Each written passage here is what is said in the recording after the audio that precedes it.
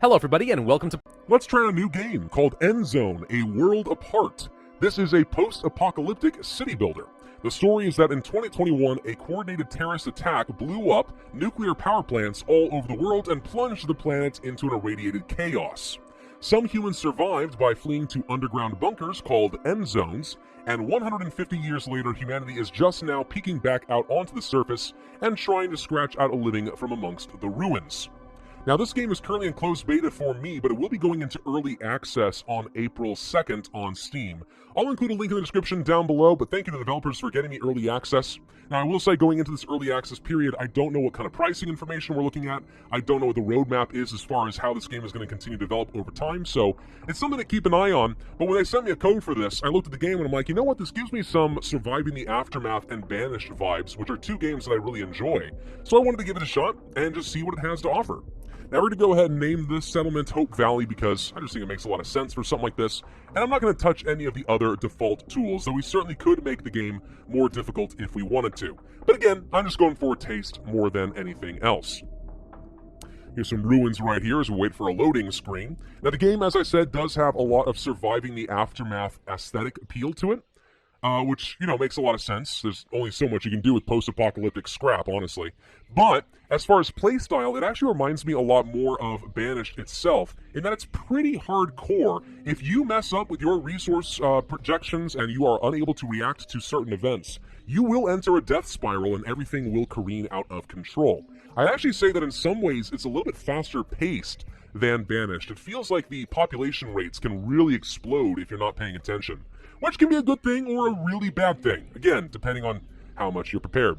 A fresh start. This seems like a suitable place to settle. You know what we learned back in the Endzone. Basic needs first. We need to install water and food supply, and afterwards, let's build ourselves a new home. All right, we'll pause up here. So we have 15 colonists in this start. 10 are adults, and 5 are useless children. Over here we have a wrecked bus, which will provide some of our early housing needs and also a gathering place for all of our villagers. But we'll want to upgrade this. It kind of will function as a town center for most of the game. Now, if we take a look at our overall map, we have a couple of sources of water nearby. Not too bad, honestly. Lots of different scrap all over the map here, which we can gather up for various useful materials. There's some pretty cool stuff to be had on this map, like giant windmills. That's fun. There should be like city streets and stuff, old shops, yeah. Gas stations, that's all falling apart. Sometimes you even find like a giant nuclear power plant, which if I'm lucky I'll find one of those because they look pretty cool, honestly. Not seeing one yet. I don't know if we got a nuclear power plant on this map. Oh, yes we did. There it is. This stuff has a lot of scrap attached to it. Looks pretty cool, right? Very eerie. Love the appeal of this. Anyway, so we'll go back over to our colony. So we need to survive out here. We'll have to start by gathering up water and food, of course, then basic building materials. Let's take a look at our basic resources. I'll try to go through this fast so I don't overwhelm you guys too much. You'll understand more as we just play. So we start off with needing food and water, as I said. Of course, 2 resources that if we don't have, then people will, die. Then we need to get wood, which is a basic construction material, chop down trees. Scrap, which can be gathered up from a lot of these piles. And the scrap can also be recycled into several other useful goods for crafting, such as cloth, metal, plastic, and electronics. We're going to need a bunch of all of these. We also have tools, which improves productivity, and radiation protection, which I'll talk about in just a little bit, but this is kind of like clothing. We also have pharmaceuticals for medicine, and finally charcoal, which is mostly used to clean water from radiation. Under here we have our average health, our average confidence, which is like a morale mechanic, and our average radiation.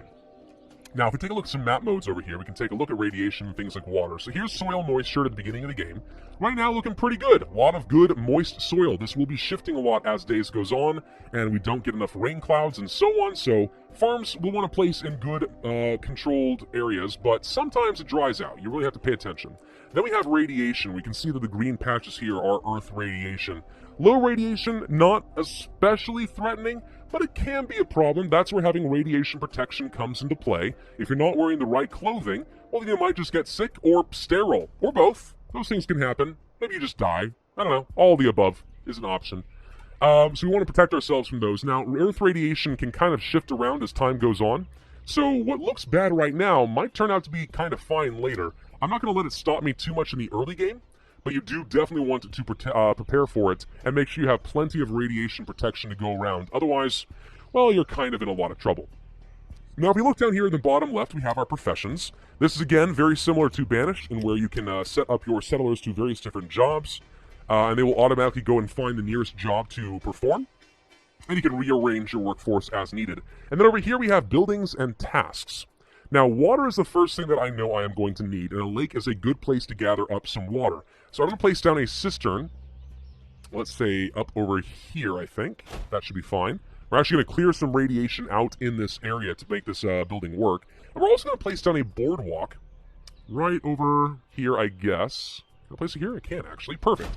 Place down a boardwalk so that people can walk out here, gather up some water, and then walk over to a cistern. A cistern is basically a giant water storage facility.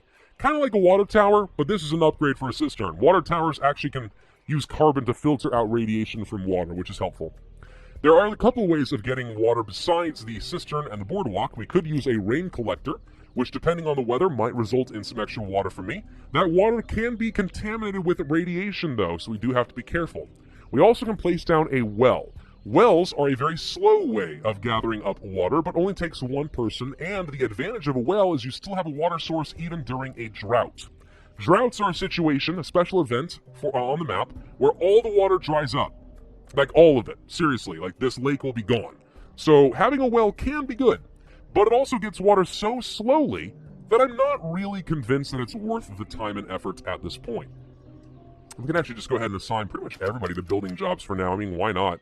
Just go ahead and do that. We do need to get some food sources as well. There are a few things we can do here. We could place down some fields and plantations to grow organic food. We could also get a fishing hut, a gatherer's hut, and a hunting lodge. Obviously, these all gather their respective materials, fish, berries, and venison or pork or whatever a wild animal happens to be around. Like these little guys right here. Hi, deer. Place down a hunting lodge in this proximate area. If any deer wander into the circle where the hunting lodge is working, it'll automatically hunt down the beasties and get all of the food. Gatherer's huts, you can see any of the berries over here. And then fish, of course, just go on the lake. Can I place this anywhere over here? Is this going to be allowed, or is there no space for this currently? Could place one over here, I suppose, but it's not great. Well, I say that, it kind of covers most of the lake. It's not too bad. Let's go ahead and place down a fisher's hut over here. Placing down around the irradiated areas is probably not the smartest thing, but we're going to be able to clear out some of this radiation, so it'll work out all right. It's not going to be too bad. We do want to place down, of course, the fish, but I also want to get some fields going because, you know, having some reliable crops can be a pretty big deal. We're going to go ahead and place down probably something kind of like this. A 10 by 12 should be fine to start us off. Now, if we click on this field, we can choose what seed we want to be planting. First, I have to clear out this radiation before I can do anything, so let's let them do all of that. They're going a little bit on the slow side. Yeah, planting down around radiation kind of sucks. But there's our cistern, so that's done. They're clearing this out. Now we can plant down a seed. So if we go here, we can choose which crop we want to plant. Now, it tells you what the grow time is, how many seasons, which is kind of like days in this game, it's going to take for us to have our full yield and what that maximum yield can be. Ideally, you want to get the largest yield possible in the shortest amount of time. If you do the math, by a long shot, the fastest crop with the best yield is going to end up being peppers. Only 0.875 with 240 food. Mathematically, this is the best ratio. I'm going to go ahead and plant these down. Now, there might be some other features as far as like certain crops are more disease resistant or something along those lines. If that's the case, I'm not aware of it, but that very well could be a thing. We're going to get at least one farmer to plant this stuff down. We'll make sure we have some people working in water carrying, and then probably a couple more over here for fish. And we have a couple of settlers right now that aren't doing anything in particular. This is where placing down tasks can be helpful. This works a lot like the tasking system in Dawn of Man, in which you're going to place down, let's say, a radius over here, and up to 4 extra workers who have nothing else to do will come over here and start gathering up materials. I'm going to go ahead and tell them to gather up all things in this area, all the lumber, all the scrap, all the berries, all the herbs, etc., just to clear some space because, you know, I would like to be able to build out my settlement in this area without having a lot of obstructions. Seems reasonable to me. All right, so over here we have our water carriers who are going to be going out and gathering up some water and then just immediately dropping it off in the cistern. Because I place these so close together, we should be able to build up a water supply pretty quickly overall. The fisher hut being as far away as it is a little on the unfortunate side, but oh well, I think we're going to have to make that one work. Alright, so we are planting down our peppers already, so that's looking pretty good. What other resources would we like? Well, Let's take a look at that. Let's see. There are a few different buildings we can work with here. A scrapyard. If we place this down over here, we can move its work area around. Oh, I just realized there's a plane over here. And a helicopter. Wow, that's pretty cool. Sorry. So this stuff, you can move your work zone around and gather up scrap and bring it back to the base. Can be helpful. Forester's Lodge, we can cut down trees or plant new ones, or both. Good for maintaining good forested areas. A recycler is a very important building. It's going to take scrap and slowly start sifting through it to get various different materials. Either metal, cloth, plastic, or electronics. It's very slow and inefficient. We're not going to want to use this for very long, and you can only get one at a time. Ideally, eventually we move on to a refinery, which can have many people working at the same time to gather all 4 materials from scrap simultaneously. But it's a very large and expensive building. We have the herbal hut, which gathers up herbs, which you can use to create various medicines. The tailor, which takes cloth and turns it into radiation protection. The workshop takes metal or scrap and turns them into tools. And a charcoal burner, which takes logs and creates charcoal, which again is good for filtering out the radiation. All this making sense so far? Good. Let's go to our housing now, because pretty soon we are going to need to be having housing. Houses are going to work just like Banished. You place down a house, and if there is a spare adult man and woman, they will form a couple, a family unit, and then move into that house. Once you have a man and a woman living in a house together, guess what comes next? That's right, babies. So that's how you are going to grow your population. Now, be careful of this, because in this game, it seems like population growth is pretty rapid. So if you are constantly building new housing every time you see new couples available, you'll find yourself in a cycle where all of a sudden your population skyrockets and you cannot produce enough food to provide for everybody. That would be a rather huge problem. To get around that, we have the shelter. The shelter is a large camp that can house a lot of people, but it is not considered suitable for raising a family, and therefore no children will be born as long as this is around. I like having this. We will be using it. Very good way of providing for your needs of your population without growing your pops too fast. Then finally we have things like a house with a tank, which gives you water storage, which I assume just means people don't have to walk as far if they want to get some water, which can be nice. For community, we have campfires, which is a good way to give a congregating spot for everybody. Builds up morale. They like that a lot. A pub can turn wheat and water, into beer, or other like herbs and fruits and stuff into various forms of liquor. Good for building up confidence. A medical facility is useful for taking care of people who are sick and distributing medicine. A school can teach children so they're more educated and they are working faster when they're adults. Cemeteries for grieving for the deceased. And finally, the weather station, which is interesting. This decides at what level rain contamination levels we can accept. And if it's too high, they'll automatically cover up fields and rain collectors so we don't irradiate too much from that water. Very useful. Not something I'm going to be using, in the very early game. Let's go ahead and get rid of that. Didn't mean to place that. Boof! This one exploded. We can't place down roads. Also depositories, which is good for storing all kinds of food, clothing, and tools. Just a basic storage hut. And a market, which is a bit of a mid-game, late-game thing to do, which helps distribute goods all across the colony. Finally, we have electricity. Electricity is something we'll worry about a little bit more in the mid-game. We can use solar collectors and batteries and then power lines to collect and distribute electricity all across the base. Electricity pretty much makes everything more efficient. So you do want to have this eventually. Right now, I feel pretty good without it. Let's go ahead and start placing down some other buildings that I know I'm going to need, such as a forester's hut. Now, where am I okay with growing some trees? How about up over here-ish? This seems okay to me. I want to grow plenty of trees and then harvest them as necessary. So I'll place something like that. And then I would also like to get a recycler. Sure, we can start off with a recycler, I think. I'm going to place you right... you know what? I don't know where I want to place you. Let's hold off on that for a second. We'll come back to that one. Let's actually move this task somewhere else. Gather up scrap and stuff that's over here. Get rid of some of this. It's in my way. I'm trying to think how we're going to do this as far as the most efficient placement for all of our resource gathering and storage and refining buildings. What we may want to do is have forestry, herbal gathering, and hunting in this approximate area. And then maybe over here, we'll gather up scrap and refine it into useful materials. Yes, I think I like that idea. Let's go ahead and place down a scrapyard right over there, and a recycler nearby. We will place... Actually, let's first place down a depository, just so we have some storage immediately nearby as they gather up scrap. And then we'll place a recycler right across over here. Okay, that seems reasonable enough to me. Then I'm going to go ahead and place down some roads. Now, this is not just like a click and drag thing. Like I'm clicking right now and holding it down. Don't do that. Click, let go, drag it around, click again. Now, I'd like it to be a click and drag. I think that's a little bit better. But this is what the developers decided to go with. Also, I don't think there are any diagonals for your roads. At least I haven't found a hotkey that can do it yet. So everything's very much in a grid pattern in this stage of the game. That might change in the future. I don't really know. We are already harvesting our first round of peppers. That's great, but as you can see from this warning right here, we are actually going right on into a drought. Droughts are bad, again, because all the water disappears. This lake will be gone. So hopefully we have enough water and enough food to last for the next season until we get back to a rainy season like so. Makes sense so far? I think so. Let's see, we have a few extra settlers sitting around right now. Let's go for salvager, refiner, forester. A builder would be nice, just so we can build things up a little bit faster. Okay. They'll be gathering up all the resources we need and automatically depositing them.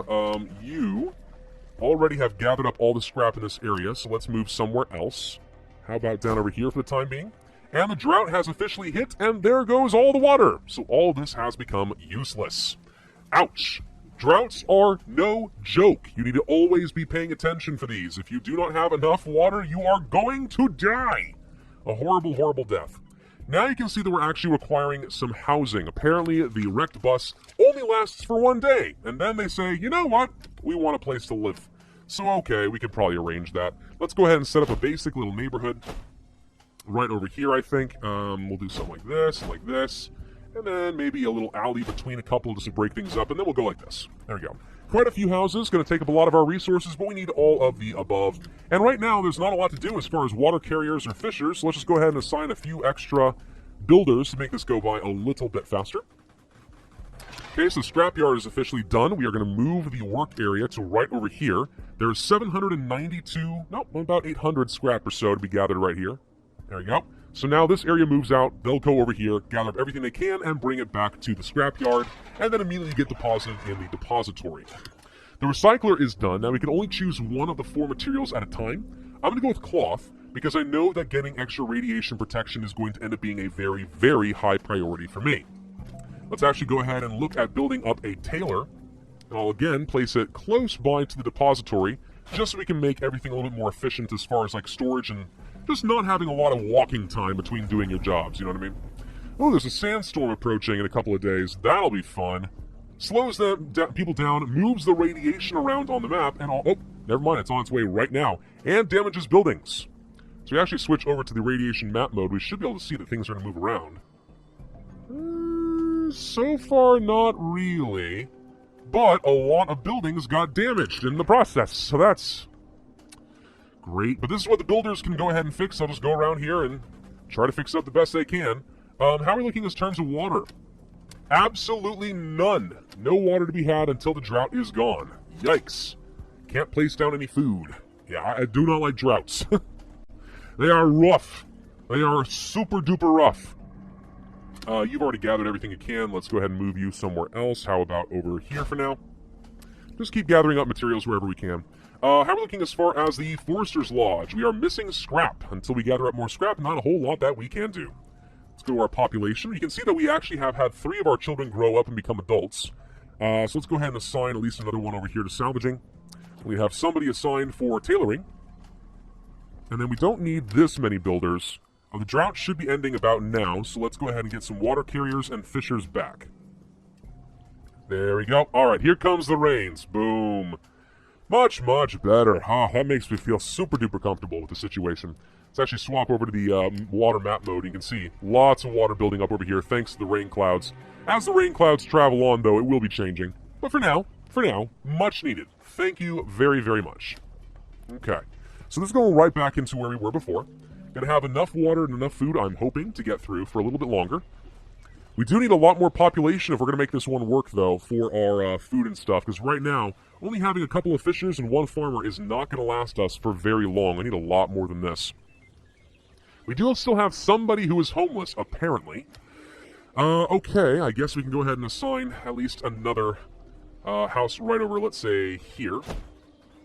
That should be okay. Let's also place down a community area with a campfire right over here, just so that people have a place to congregate, make merry and all that, bring up our average confidence so that people will move a little bit faster. If you have low confidence, well then population growth goes down. Actually, now that I think about it, maybe having low confidence is a good thing, because you don't want a ton of population growth. Necessarily, anyway. It seems a little bit counterintuitive, but maybe that is actually the case. The tailor is done being built. Now over here we can use up our cloth to build up 3 different types of products. We have a neck scarf, which is very cheap. It only takes 3 cloth to make 2 neck scarves. This protects settlers from low radiation. Then we have the activated carbon mask, which uses 3 cloth and 2 charcoal, which I don't have right now, to make 2 of these, good for medium radiation. And finally the radiation suit, which is very expensive, at 6 cloth, 4 charcoal, and 2 plastic for only 1 suit. But again, protects against the high levels of radiation. For the most part in the early game, I'm only really worried about low radiation, so we'll go for the cheaper option, going for just the neck scarves. I think that will end up being just fine. Let's repair this darn thing, please. Lots of stuff not being properly repaired. Oh, nope, never mind. It appears to have suddenly been repaired. I just clicked the repair next button and it just happened. Okay, yeah, no, that's fine. I'm not confused by that at all. Let's go ahead and place down some more roads, kind of like this. I'm going to try placing down this campfire, but I actually think I might be onto something as far as like not building it and getting too high of a confidence, because we don't want a ton of population growth. We need some, like a healthy amount, but not a lot. I'm sure it'll end up being fine. Let's place down some more fields. Let's see, where do I want more? If we place down some more, let's say over here, we can do something like this. Sure, 10 by 12 should be fine. Now, if we don't want to plant peppers, let's go for something like corn. This is pretty good as well. 1.75 seasons for 360 food. Not a bad ratio, all in all. And let's also plant down a plantation. Pretty large one if I can. Maybe too large, apparently. How about we go for a... I guess we can only do a 15 by 8 for now because the plane's in the way. I'm not a fan of that. That said, I think it may still be the best choice. So yeah, we'll go for the 15 by 8 or something like that. Could do 16 by 8, I guess. Alright, let's go and place this down. For plantations, you are going to grow orchards. It takes a long time for them to grow up into maturity. But then afterwards, it only takes 1 season to regrow a pretty hefty amount of food. So plantations are very, very good. Now again, as far as what you get for your maximum yield for the grow time, some of the best stuff to go for is going to end up being walnuts and pecans. Pecans, ultimately, like again, you can wait 5.5 seasons, but every season you get 630 food. That is substantial. Ultimately, this last number here is probably what you want to worry about the most. Walnuts, pecans, and peaches appear to be the best value as far as that is concerned. I'm going to go ahead and go for some peaches just because I like peaches, though I think pecans are technically a little bit better. Let's also go ahead and assign an extra farmer. We don't need this many builders. 1 more farmer. You have to have at least 1 farmer per field in order to make this work. So that's what I'm going for the moment. Let's get some more dirt roads like so. Just trying to make this look a little bit beautified and also improve our travel speed. I just like a little bit of logistics, you know what I mean? The Forester's Lodge is done. We should probably just go ahead and build out a road over here as well. Let's go for something like this. Now this is where having some diagonals would be nice, so I can kind of hug the side of the water a little bit more effectively. I don't like having to click like this, necessarily. It's a little irritating. But, okay, now we can make it work nonetheless. I am stubborn. I shall make this look good, dang it. Shall do so. If it kills me. And you guys go over this way. And we'll put you back up over here, and then something like this. That should be fine for the time being. Okay, let's just go for that. I like it. I like it a lot. I'm going to go ahead and place down a hunting lodge. Not that I fully expect to make use of it right now, but we can place it relatively close to the Forester's Hut. Now, I'm assuming, with no evidence, that this game will function a little bit like Banished, in that animals will like to congregate in wooded areas, and that plants, berries, and herbs and such will grow up around wooded areas as well. So I'm kind of assuming that's the case, and if that is true, then we want to have it relatively close by to the forested area.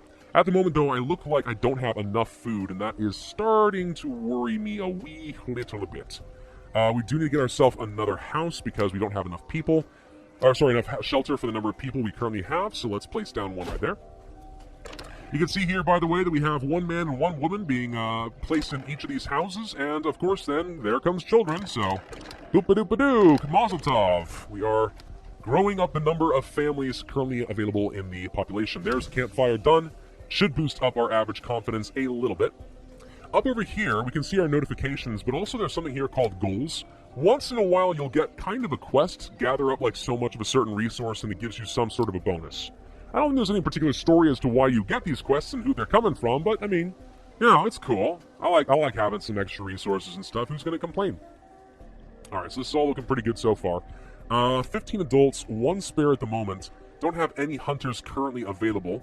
We'll need some of that. Yeah, we're going to be very pressed for workers at the beginning of the game, and this is where having some population growth does become very, very important. 1 builder going around at the moment. I guess we'll go ahead and assign this guy as a hunter. We do need to set up a work zone, and you can see that there's a big question mark because there are no animals currently. I can move this work area around, and if there are any animals, we'll be able to hunt them down.